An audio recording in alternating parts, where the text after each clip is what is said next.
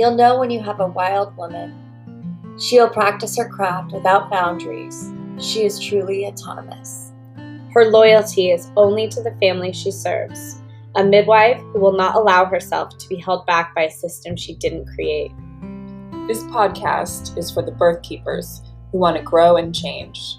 We are open to learning through self-reflection and supportive community. We are creating this space to explore without judgment. We are remembering we were Born wild.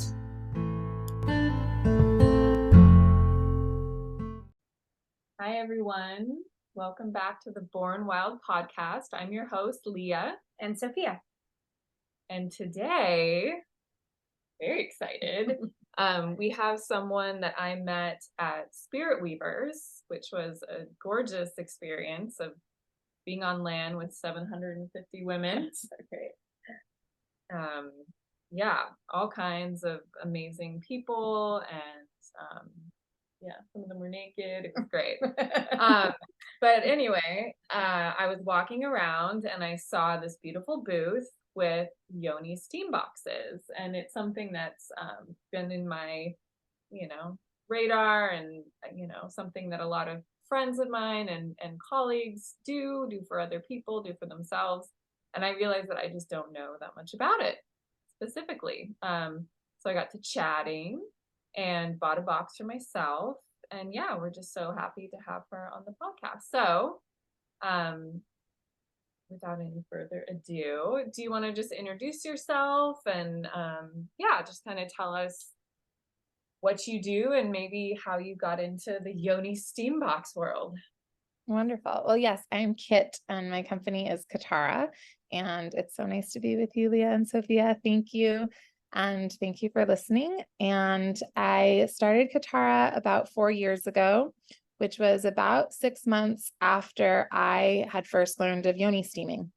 And I had been at that point in the world of women's health and wellness for just over 20 years. And so learning new things is always something I love, but within this space, I was particularly just amazed that there was something this new to me that was also so profound in its ability to help heal.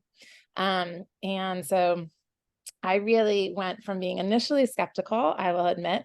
Here I was at a female ejaculation workshop where women were talking about Yoni steaming, and I was sitting there being skeptical of them. And thankfully, on the ride home, I realized the giggle in that, and shifted that skepticism to that curiosity that brought me to my first Yoni steam within a week. And that steam was super powerful for me. It was the first time I had connected to my womb space through such a gentle way. And that gentleness really unlocked in me awareness of, that power that we can connect to ourselves in a way that's so counter to the cultural messages that we tend to receive around structure and rules and hierarchy. And of course, those were things that I had been working on, but to have access to my body, to my healing, to my connection to the divine feminine and my womb space through just the connectivity with myself and the support of the elements of the earth and the plants that were being used and the water turning into steam and the fire and the air was just completely revelatory to me. And I started diving into studying it. And along that way, I myself realized that within one cycle, I no longer had any sort of lower back or lower back pain or menstrual cramps associated with my bleed. And that blew my mind. And so then I started studying more and more and speaking more and more with friends in the female sexuality space, which is really where I was in that time, and learning from others that they were steaming. And I was like, what? Where have y'all been? Why hasn't somebody told me about this? And then realizing that, of course, there were many, many, many people steaming, and yet still that many more who were unaware of the practice and unaware of the revitalization of it in midwifery as a midwifery tool, and as something that can be used, what we're learning in the STEAM community, for so many different menstrual and uterine ailments. And so I dove in to taking as many courses as I could and became certified as an advanced practitioner. And along that way, had decided that I really wanted all the pretty, beautiful things to make steaming extra special in my home. And this was now turning into such an important practice for me. And I wanted to add some real sense of ritual and ceremony and reverence to it. And at the time, and this was just 4 years ago, there wasn't yet a brand that was meeting the mark for me on intentionality of handmade seats, as well as a variety of herbal, organic herbal support, and all the things that make it extra special. Like we now have blankets and robes and candles. And so that was why I decided to launch Katara. It was really something that I was looking for and didn't yet find, and then saw the opportunity to be able to do it just as I wanted. And so we now make handmade Yoni Steam seats up here in Maine, which is where I live. And we offer all the fun accoutrements as well. I'm wondering if we have time to talk about the female ejaculation. Really skipped over that fairly quickly. And I'm sure I'm not the only one who's like, tell me more. Wait a minute. Steaming I know about. Let's get back to the female ejaculation. Yeah, what I didn't say was that you know, the way in which at that point I had been in women's health for 20 years was because I was very involved as a college student on victims advocacy and sexual assault prevention on college campuses nationwide. And it was through that work that I went and got a master's in gender and social policy at the London School of Economics. And so then I was in Europe doing some of this work. And then I came back and into the US doing completely, I needed like a pause. I had been like, go, go, go on addressing sexual violence for about 7 years as a relatively young woman, sort of from age 17, 18 to, at that point of 25. And so I took a few years and really bounced way out of the space. Actually, I don't often talk about this, but I was working for a tonic water company of all things. A really cool tonic water company, but a tonic water company. And so about 2 years into that work, I kind of had a revelatory dark night of the soul. Like, okay, I really like the people I'm working with a cool brand, but like, how did this happen? Like, why am I no longer in the space of women's health and wellness? And what I decided in that moment was that I really wanted to get back to it, and that it wasn't sustainable for me to focus on violence. And that if I sat in a vision that I have for this world that was absent of violence, what was present in that space? And for me, that was a vision that was just abundant with pleasure. And so I decided to really focus on celebrating our pleasure, and really trying to make women's sexual pleasure and female orgasm the North Star of human sexuality. And so that was the work that I was really engaged with at that time. And that led me to that female ejaculation workshop, which was completely incredible. And something that, having grown up in the sort of as a teen in the 90s, feel like I had read a lot of like Cosmo G-spot squirting stuff that like never really made sense, or I thought was kind of made up or like a joke or something. And so to just know that there are workshops, it's a real thing. Female ejaculation also has this deep, wonderful, ancestral history and different ways in which the Rita, which is often what it's called, have been used for healing and for ceremony, is really rich and robust, and is not something I'm an expert in, but it's something that I have studied a bit about. So that does tend to give folks a context of like just how, if you're listening and had a little bit of that, like, really, what's Yoni steaming? Okay, that like that was even present in somebody who was this far along in a variety of different modalities. Could you break down what exactly Yoni steaming is for someone who's like, I have no idea what you're talking about? Yeah, for sure. I've never even heard the term Yoni, you know, they're like, what are we talking about? Well, let's break that down too then. So Yoni is a Sanskrit word that means sacred gateway, and is also a term that encompasses the entire womb space, which is another word I've really come to like. And I used to finish that sentence of like the entire reproductive system of the female body, and that's true, but it also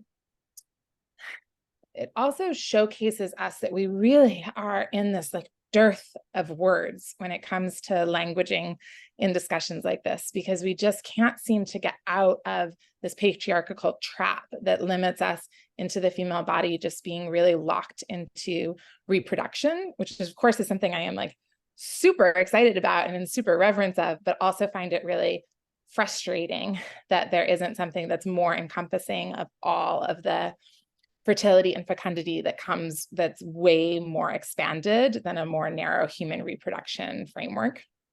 But back to Yoni, sacred gateway really encompasses everything from the vulva to the clitoris to the vaginal canal to the uterus to the cervix in a way that feels so much more resonant in my system than vagina, which its terminology goes back to the Latin word sheath, which is very problematic.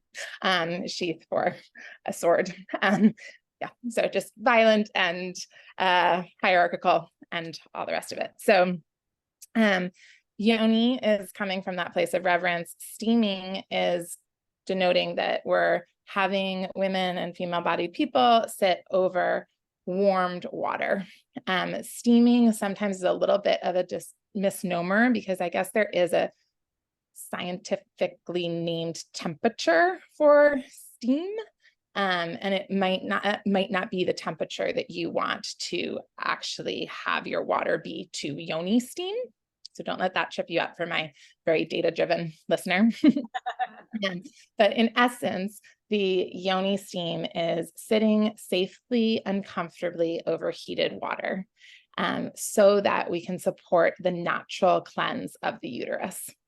And so that is the baseline. And then we move from there in terms of adding in some particular considerations. So most Yoni steams are going to include some sort of dried herb in with the heated water. And that's a way of allowing the body to receive herbal medicine up through the vaginal canal and into the womb space, and to help optimize the benefit. And different herbs are chosen for different intentions. So there are a number of reasons to steam, and we can go into those, but you sort of choose your herbs according to why it is that you're steaming. And this, again, is an incredibly gentle and soothing process. And so the heat level is not only not determined by a certain scientifically guided level, but it is something that varies from person to person, and from person to person, something that varies from steam to steam. And oh my goodness, being at Spirit Weavers was so amazing to see this. You know, I actually was looking back, and I did steaming for over 100 women over those 2 sessions. And it was just incredible to have me go through the phases over and over again of inviting women to first allow themselves to put their hand over the heated water and say to their body, like, this is our intention. We're going to steam the yoni now. How does this feel on the hand? Is this a nice temperature? Asking the women to have this conversation with themselves. Do we have consent to sit? Is this the right temperature for the hand? Knowing that we're going to be hovering the yoni over, and then opening into having that person sit down and then test and be in relationship with that heat. And I was steaming with so many women that I would set the temperature at a place that, you know, I knew was quote unquote safe, and yet really varied for people. And it was so wonderful to have them say, you know, actually, I'd like to stand up. And it's like, okay, stand up. And this is what I always say to everyone. It's like, if you have this inkling of thought, like, is this too hot? Then that's the invitation to stand up. And then we determine whether or not that's the case. And actually, if you're asking, it's too hot, right? Like, and so the heat level itself, I've come to have an incredible reverence for the way in which it invites us into further connection with our boundaries and our comfort, And it can be challenging because we don't often receive support in having this level of consideration around how our yoni and our womb space are treated by ourselves or others. And so I watched as women really struggled to say for the third time, like, it's still too warm. And that was something that I was in such celebration of, like there is absolutely no time pressure to this, and we can slow down and slow down and slow down. And it's comfort and gentleness that are actually the things that most facilitate the healing. And so this is why I love steaming so much, all the different considerations, but every aspect of it invites this deeper awareness of the body and deeper awareness of a shift in how we can move to work with ourselves in our own healing. Yeah, those pieces are so important because it's, you might think your mind might go straight to what are the herbs, what are the healing, and skip over that whole section you just talked about, which is important in our line of work too, that it doesn't matter how many times you have to ask or slow down or, it's yeah, what are you needing? Yeah. I'm the kind of person that would be like, but this is the temperature it's supposed to be. Yeah. It's fine. Steam it up, Yeah. I'm just kind of that way. So yeah, just to hear from someone who, who does it for so many people, like it is a gentle, it should feel, Right. yeah. And I think why it's so revelatory for me is I'm the type of person who's like, if we're going to do this, let's do it. Like, let's steam hard or something. And that's like, no, that's not a thing. And like, that's been like my joke to myself. Like, that's not a thing. That's actually dangerous. Right? You did that? I felt like, so I was interviewing a past client. She was telling her birth story. We were recording it for what ended up being the podcast. And we were both steaming the whole time. And I was like, go hard, go home. It was an hour. I felt like I was had been kicked by a horse in my yoni. I was having trouble walking. It was like way too much blood flow, way too much blood flow. I was like, oh my God. Only Sophia would record a podcast while doing a yoni steam. Sophia, I love that so much, and I completely resonate. Like, that's so something I could have done. Listen to it. It's one of our first episodes, Noelle's birth story. Her and I were both like secretly yoni steaming. We thought it was so fun that nobody would know that we were yoni steaming. Oh my gosh. Yeah, well, actually, so I have a video that's called, Yoni Steaming, How Not to Be Burned by Yourself or the Patriarchy, right? Because first of all, I never recommend steaming for longer than 30 minutes. But also really early on, I got a call from a very dear friend who is a very wise and wonderful sex, love, and relationship coach. And embodiment is like a core of her being. And she admitted to me that she had burned herself. And I thought that was fascinating on so many levels, because it goes to show, like, yes, we have this ingrained in us to like actually not even override our instincts, right? Because like if you were cooking on the stove and you accidentally had water too hot to have your hand over, like it would pull right off, like your reflex, right, would protect you. So we're overriding our reflex, and then we're actually even further overriding some common sense and some just like natural, like, this is painful, like, but when it comes to the yoni, that is really has been so ingrained in us, some of us for decades, that like, well, somebody told me this is how I'm supposed to do this. So that's more important than the messages I'm getting from the body. And so that is very real, and I want to honor that. And so I really invite people to consider steam by steam, like where we are in terms of our connection to really not only be able to listen to the body, but also be in consideration of acting on the messages that we're receiving from her, because it can really shift even in the same person from day to day. So, yeah. Yeah, it just made me think of just, our training, like with pap smears and things like that, just to like ignore the pain in that area.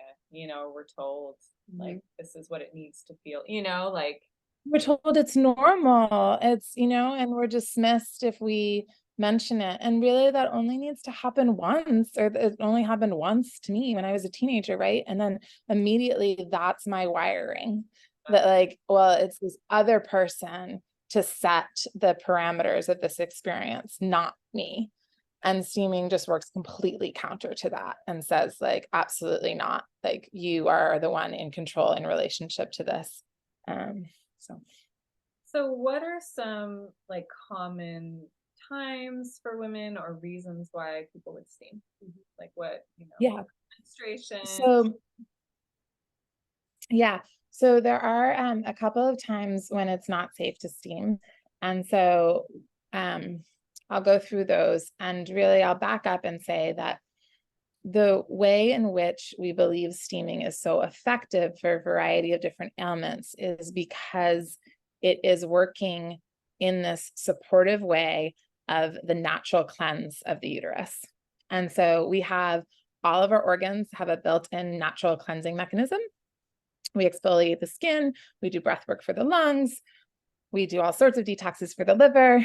And when it comes to the uterus, too often we're told like it's naturally cleansing and therefore don't do anything, rather than saying it's this magnificent natural cleansing organ that we have. And we live in a very stressful society with lots of toxins, and we could, like we do other organs, offer some support for that cleanse. So steaming falls within that reverence of the uterus and the natural ability to be cleansing monthly, whilst honoring that sometimes she needs a little bit of help making sure that cleanse is complete. And the reason I mentioned that before, why you would steam, is because it's that root cause, stagnation, a incomplete uterine cleanse, that really leads us to the different ailments that would have somebody want to steam. So we see stagnation as the root cause of menstrual cramps and lower back pain. The uterus has many tools. You're midwives, you know them way better than I do, but one is cramping, right? And contracting. But she's only going to use that tool when it feels absolutely necessary. It's not like on a whim, right? And so if there's a monthly cycle that doesn't have anything that needs to be squeezed out with extra consideration, then she won't use the tool of cramping and contracting. And so we steam to relieve that stagnation, the old blood residue from previous cycles, so that there's no need to cramp, and therefore you have pain-free periods. That was my first experience with steaming. And then there is also, we see lots of benefit for fertility, preparing the womb for implementation and conception. Again, if you're having a really healthy menstrual cycle and a pain-free regular menstrual cycle, that's the best indicator of fertility. I say to midwives, like, you guys agree, right? I mean, we have all of these more complicated ways to look at fertility, but if you're experiencing a ton of pain, or if you're having very irregular cycles, then coming into balance with that is inevitably going to support the end goal of fertility. And so steaming can really help with that, particularly on all of it, but the implementation side. We see women with a lot of pain, a lot of buildup of residue, and the steaming can help alleviate that so that we have an easier time on the implementation front. We also, because of the support of the full cleanse, we can see help with alleviating fibroids, shrinking and releasing fibroids, which are at the end of the day amalgamated mucus that then can be supported, need to be supported in being released. And so steaming has been seen to be really helpful with shrinking and eliminating fibroids. The same theory applies to helping support the cleanse of the uterus from bacterial vaginosis and yeast infections. Again, it's just anything that needs to foster release. And that brings us to, and I should say, so I've steamed for fertility as well. I've had that direct experience. I've also had direct experience with steaming for pregnancy loss, for me, for miscarriage, which was a journey that was very, very challenging on my heart, as well as my whole system. And steaming was such a wonderful practice for me to be able to come back into myself and also physically support the full release of that loss. There are, I'll just say also, like, this was another, what we were talking about earlier, of how like there are quote unquote protocols. And then I think that this modality, as well as some other midwifery modalities, hold us so beautifully in that there's a protocol, and then there's always the invitation to make sure that that protocol matches your needs. So when I went through my miscarriage, I knew as a vaginal steam practitioner that I was safe to steam from a physiological standpoint way earlier than I was safe in my heart and soul to steam. I wasn't yet ready because I didn't want to do anything to facilitate the release. That to me felt very challenging and not the right time. And then when it was the right time, it was. And that was a huge gift, to be able to, again, come back to my body with softness, with forgiveness, with compassion, and really let go. And then I've also steamed for postpartum, which was incredible for me. And I've guided lots of women through. Postpartum is a pretty globally ubiquitous reason for steaming. And when we really look back into the ancient roots of this practice, we see postpartum as a reason to steam popping up all over the world. But generally you steam for several days after birth. And that helps with, again, the full release of the uterus. And so we see people, and I'd be so curious if you have seen this as well, that might have really challenging periods before they give birth. And then if they have a birth with an absence of trauma, a presence of joy and empowerment, and a full release, that their periods moving forward can be pain-free and healthy and balanced. And we can also see the inverse of that. Somebody's having really healthy cycles and periods, they have a birth that has some sort of stagnation occur in it. And then it sets them up for some really challenging menstrual cycle ailments in the future. With steaming, we're there to really help support the full release of the afterbirth. And that can really help set that person up for a really wonderful experience with their monthly bleeds going forward, as well as be a time to be with your body, to be in reverence of that amazing accomplishment, to give yourself some time when somebody else can be holding the baby, though you can also be holding the baby while steaming. I always like to say that the steam setup, including the cleanup with postpartum, is absolutely done by somebody other than you. So it's also a really nice time to just up that receptivity that is, I believe, so important to the postpartum journey.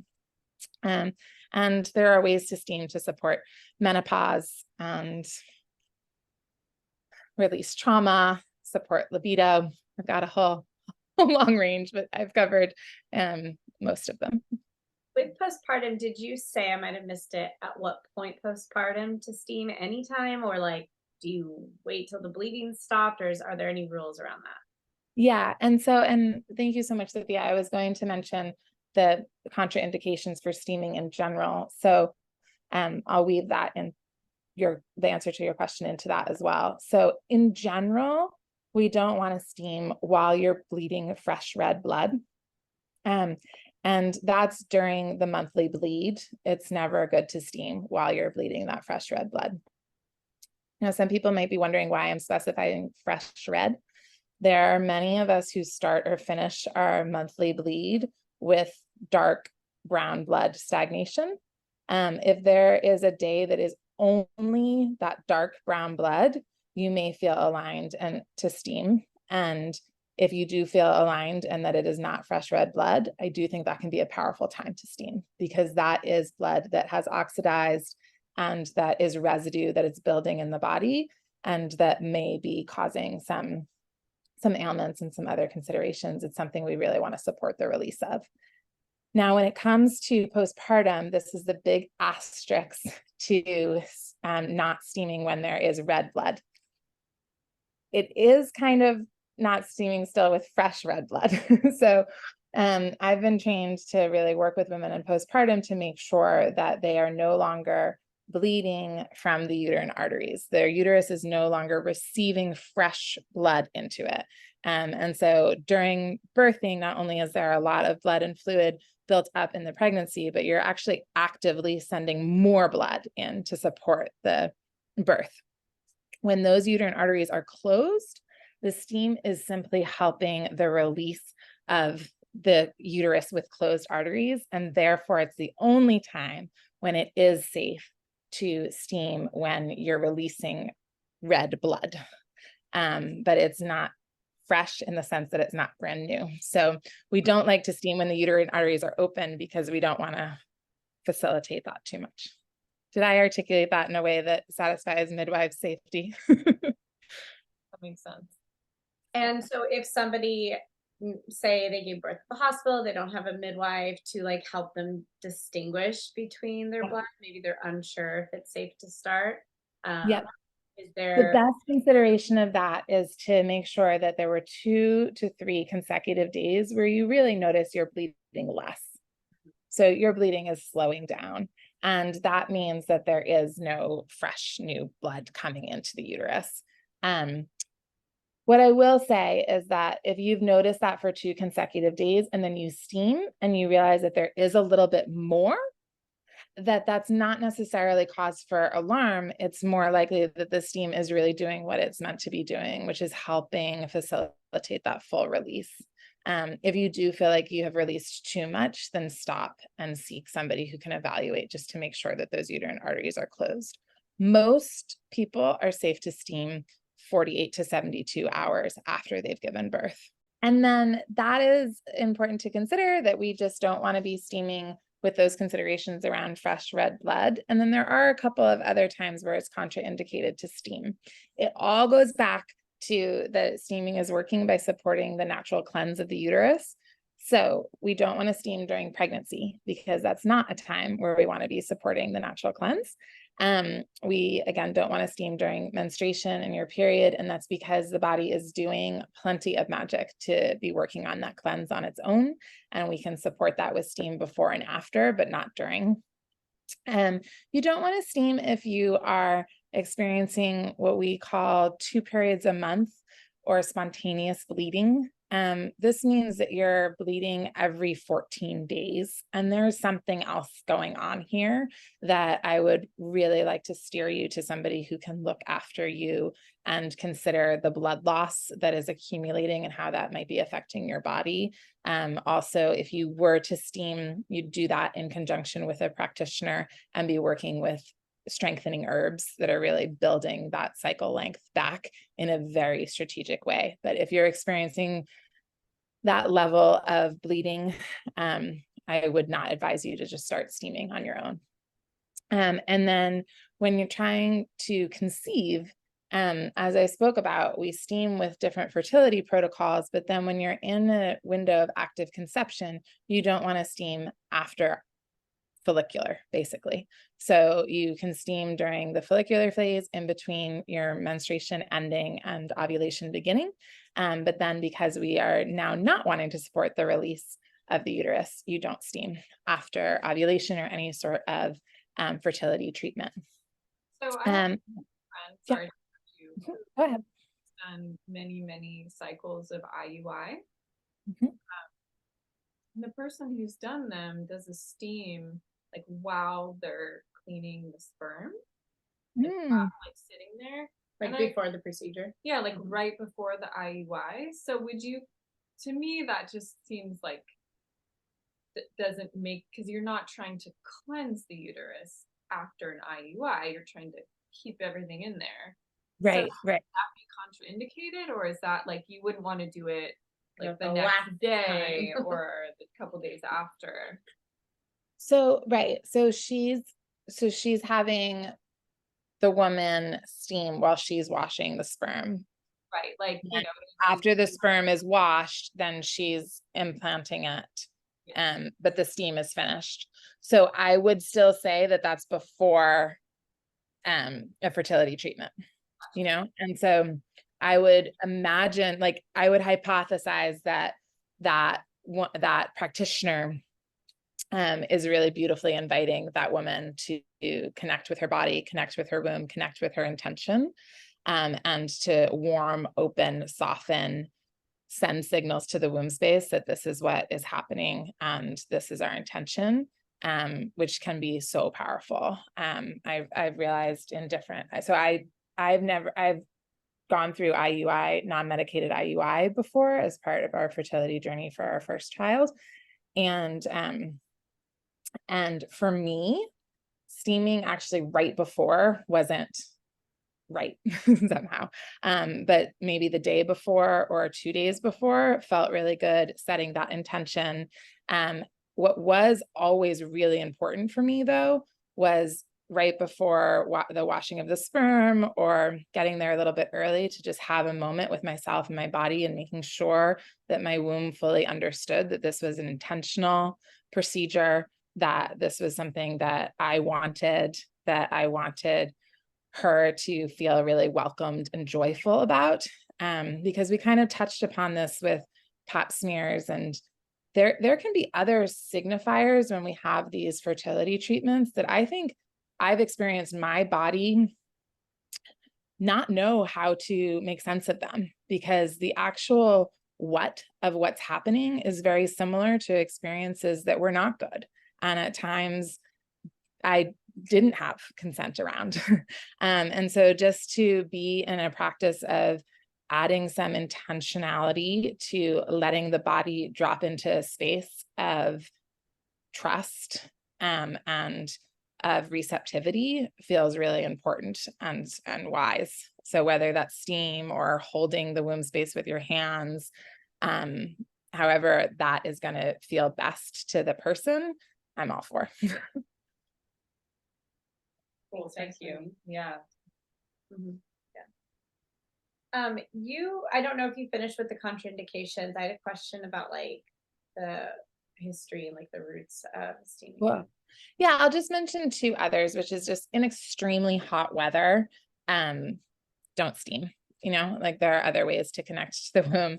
And that also just touches the sort of overarching thing, which is that just because you are, and it's in protocol and it's technically a safe day to steam or a day that you've been recommended, if it doesn't feel good, don't steam. That in and of itself is a contraindication. If it doesn't feel good and good to your body, and on these extreme hot heat weather days, if you're like, oh my gosh, I can't imagine doing a steam right now, then don't. It's meant to be gentle. It's meant to be soothing. And then the final one is to be in consideration of any type of birth control you're using that is really building extra mucus in the body. The steam is going to be really supporting, again, the release of the uterus. And so if you're on any birth control that might be affected by that, you're going to want to back that up with a barrier birth control. Is it safe to do it for people who have like an IUD? Yeah. So with IUDs, we consider that a sensitivity. And I do have a blog post with a number of different sensitivities that just direct you to steam even more gently. And usually that means steaming for no longer than 10, maybe 15 minutes. And to prepare the steam with heat for 10 to 15 minutes of the herbs cooking, but then to turn the heat completely off once the herbs have cooked, so that your steam for 10 to 15 minutes is hottest at the very beginning and then going down and down and down. For others, they might want to sustain the heat for longer, and therefore they just use a burner and have the sustained heat for up to 30 minutes. But when you have an IUI, you just want to work more gently and more moderately with both the length of time and the heat of the steam. So yeah, I wanted to know about the history of Yoni steaming and how far back it goes, and just I don't know any of the history around it. It's so cool, and we're learning more and more, but something that just feels incredibly beautiful and wonderful is that we can see evidence of steaming in all continents of the earth. Not yet Antarctica. We haven't revealed that. Not yet. What's that? cold enough down there. If they knew about it, they'd be like, that I sounds know, right? all the science. So what that really means is that we can have a lot of reverence for the reclamation of steaming that's coming back. And I want to speak to that in a moment and how certain groups of people are really helping lead that. And we can have a lot of reverence in connecting to our bloodline through this practice, because if you go far enough back, your ancestors did steam. There's evidence of it in all through the northern British Isles, down through modern day Europe, absolutely throughout Africa, Asia, Eurasia, and around into the Americas. And it's just incredible that we can see this evidence of it. And right now we're in a place where, well, again, I'm speaking to midwives, so I'm like, you guys know this better than I, but in Europe, it was longer ago through the rise of the church that women were brutalized and murdered as a way of disconnecting them from earth-based medicine that we would now call midwifery tools, right? And spirituality that's connecting us to the body and to the plants. And so that happened a lot earlier on in that part of the world than it did in other parts.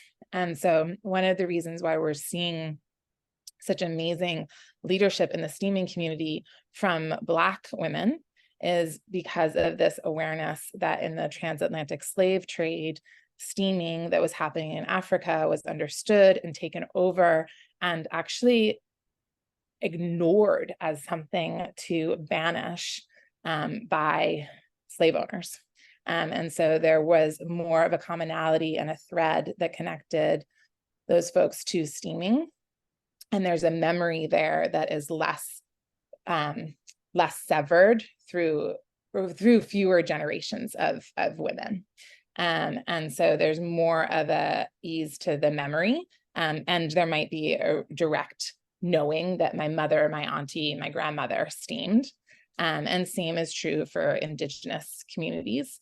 So we have amazing folk practitioners in what is now the United States who never lost their connection to the medicine. And so they're really helping us all remember, reconnect to the different ways that we can steam and connect to the body through the practice.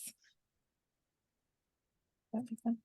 Yeah, it does. Thank you. Yeah, that's great. And just to say, it's really cool too. Like we're apparently in South Korea. I really want to go and see this for myself, but like steaming is ubiquitous in hospitals. It's like even in hospital births, you have a steam afterward.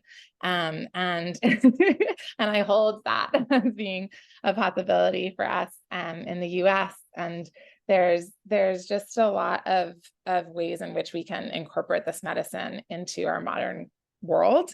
And just knowing that it also connects us all through our ancestry is so beautiful. I had a question about the herbs. I loved that you make blends for people, because I think, for people who work with herbs, herbalists, midwives, maybe, we like have a few herbs in mind that we would generally have like for a sitz bath or like postpartum women or women trying to conceive would use. But for people who aren't in that world specifically, what are some herbs, and understanding that you're not prescribing something for someone specifically, that they probably would want to reach out to you or another practitioner. But yeah, what are some herbs that are common in steams, and sort of what times that you would steam are associated with those herbs? Yeah, wonderful. Okay. So our Katara herbs are all designed to help support the optimal experience of the menstrual cycle. So they're not currently focused on ailments, but they're focused on supporting having a pain-free, infection-free 28-day-ish cycle. And then we also have herbs for postpartum. And we have this blend called Womb Wisdom. And Womb Wisdom is really designed for steam circles and for a way to have a welcoming, universal blend that can really work for nearly anybody for 1 or 2 steams, It's also a really nice introductory blend if you're looking for something that's a general access point into a steam practice. Now, also, I hear from a lot of women saying, hey, I've just always had this affinity to motherwort, or I just noticed that like everywhere around me, nettles are growing. It's always amazing to then check in with them and their cycle. And I mean, I want to say 9 times out of 10, but I really feel like it's 10 times out of 10. Like that herb that they just have this affinity for, or all of a sudden starts growing outside their window, is like the herb I would have directed them to had they just opened with telling me about the ailments. So I think that that is a really important piece, this consideration of like, what herbs are calling to you? What do you feel most resonant with, and how can we incorporate that into your whole steam practice? Because it can be really beautiful to pick your own herbs, to give gratitude to the herbs, to release the herbs back to the earth after your practice. And a lot of the herbs are really accessible ones. Lavender is incredibly helpful for a disinfecting, as well as it's just such the aromatherapy of it is so heart expanding as well. Roses are beautiful support. They're such this, connection to the divine feminine, as well as they're really helpful for releasing and cleansing as well. My one caveat with roses is that if you are steaming with any roses in the house or drying them yourselves, just making sure that you've also grown them or you trust the grower, because we just at every point want to make sure that the herbs that you're putting into your steam pot don't have any sort of chemicals placed on them before that happens. And then rosemary is another really great one as well, that is so easy to grow and abundant, and really nurturing to the uterus. And so there's a lot of information about your herbs on Katara Love. We actually have a quiz that you can take and be directed to the herbal blend that we find best suited for you. They're all 100% organic, and we hand blend them with a lot of loving intention in our barn. And so that's it. The quiz, though, is a really fun starting point, as is connecting with yourself and your intuition. I love that there's like a one-stop shop for it, and it's also like for people who want to grow their own herbs, it's something that you don't need a prescription for, and you can just like make this happen yourself. Yeah, I love that too. It's such an important piece of this practice, and it's interesting to watch us all go through that different desire, and sometimes it can feel like a need to be told how to do something, and then to see people shift into really claiming their own right to do it in the way that they know is best for them. And so I do get questions of like, is it okay if I start steaming with this herb? It's not in the blend, and and just to hold that space for like, well, of course it is, and I'm glad for that inquiry. And this is actually a thing I celebrate as a brand owner who sells lots of pre-mixed herbs. Like, if you are deepening in your connection to this practice in that way, that you want to start blending your own, I am all for it. This is really the reclamation that we want to be a part of. So. Is there anything we didn't touch on? Well, we didn't talk too much about our seats. So I do just want to mention that we make these beautiful handmade Yoni Steam seats in Maine. I used to make them myself, and then beautifully we expanded to the point where that wasn't possible anymore. And so I partnered with a wonderful woman-owned woodworking studio down the road from me in Maine. And they're all made with a lot of love and intention. And we have a coupon code for you all. And that would be $15 off any of our steam seats, including our savings bundle, with the code BornWildLove. And all of it you can check out at kataralove.com, and including a video that's called How to Yoni Steam at Home Without a Seat. So our seats are very intentionally made, and they do come at a price point that isn't the right price point for some people to start. And so if you're really called to steaming, but yet that financial investment isn't quite aligned yet, I encourage you to just check out that video. You don't need a steam seat to steam, and just get going and trust that inner ping. And then we'll be here for you if and when you do decide that you want to add in that extra element of really, it's just the comfort of just like being able to sit down and like fully drop in a way that a steam seat can allow you to do, where some of the other ways to steam without a seat don't quite fully.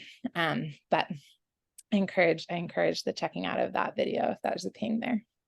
Really loved at Spirit Weavers when I did get the box. One is that my brain's not working. You know, it wasn't like a box that was a solid thing. It was like you could take it apart, you know? Yeah, we have 2 collapsible steam seats. Collapsible. And that way they slide into, and they're great. They just slide into place, and then you can put them in our handbag or our tote bag and like carry them with you or slide them under your bed when it's not in use. Element, the beautiful glass pot with the herbs, the like seat to sit on, like all of it was just great to be able to just get it all at the same time, because I'm the kind of person that would be like, oh, I need to order this from this random place, and then years later never do it. Right. Yeah, I was gonna say, what's the best way to get in touch with you? How would people purchase boxes? Perfect. Your website, all that So yeah, you got a bundle, and I've really intentionally set that up too, that if you're all in, we've just made it, again, going back to that place of why I started Katara, like I just wanted things in what I wish had existed when I was first really diving into the practice. And so we have 4 different steam seats now. We have options of it being miter jointed, which means it's solid and it's set up to steam for decades. And then we also have these collapsible steam seats that slide into 5 different pieces of wood that all slide in and create a seat. Those are also going to last for decades and decades. And then we have the steam pot and a burner, and those all come in our basic bundles. Also, everything can be sold separately as well. And our website is kataralove.com. And if you want to reach out to me, you can do so absolutely via email, kit@kataralove.com. And I do respond to all of our Instagram DMs. I am at the helm of that. I am just in a little bit of a slower pace with social media than's the norm. So if you DM me, it genuinely might take me a week or 2 to get back to you, just because I'm not on the platform that much anymore. But it doesn't mean that I don't have so much love and excitement when I receive DMs, but just to set that expectation. And on Instagram, we are at BYKatara. Thank you so much. Thank you so much. This has been really fun and so much good information. Thank you. I love having these conversations, so I'm very grateful for them. Thank you so much. Bye.